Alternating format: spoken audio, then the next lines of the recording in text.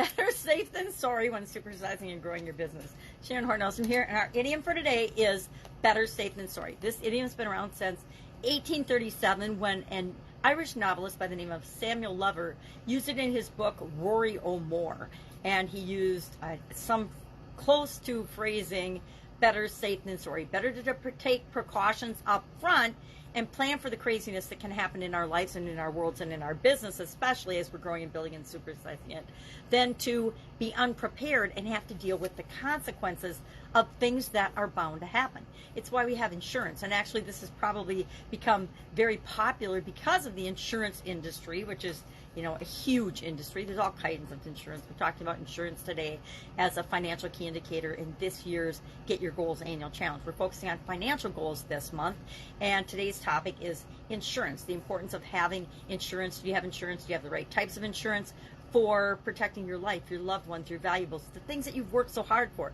You know, even banks have insurance on the deposits that we make in them, right? So insurance is a huge thing, a huge part of our lives. You know, there's bonds and insurance for all kinds of projects and all kinds of industries nowadays.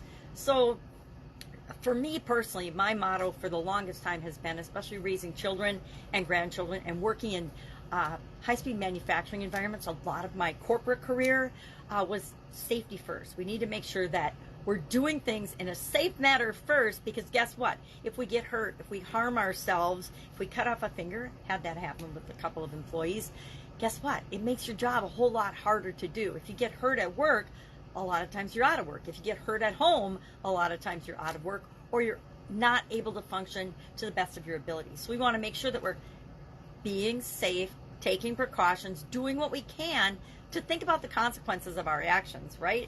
So often we just move when we're building and growing and supersizing our business, and we need to keep moving and taking action. We also need to take a couple of seconds to think about, am I doing this in a safe and smart way, or am I just taking action for the sake of taking action? So I'd love for you to share in the comments below your experience with this particular idiom or expression, better safe than sorry. You know, it's why we wear protective gear. It's why we wear hard hats and helmets in manufacturing environments. It's why we wear safety glasses and earplugs to protect our hearing, because guess what?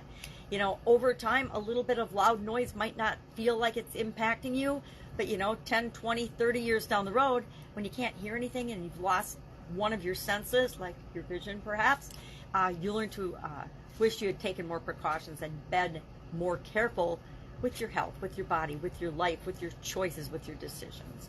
That's it. Have an awesome day. If I can help you in any way, ask. Otherwise, I will be with you tomorrow with another interesting idiom. What does it mean? Where does it come from? And how might you use it to grow and build and supersize your business today? Because some idioms don't seem like they apply to our business, but so far, out of thousands that I've done, almost every one, there've been probably a handful that was a real big stretch to tie to how we grow and build our business. But since idioms are expressions based on humanity and meaning, they pretty much apply to building our businesses. All right, have an awesome day, and I'll be with you tomorrow.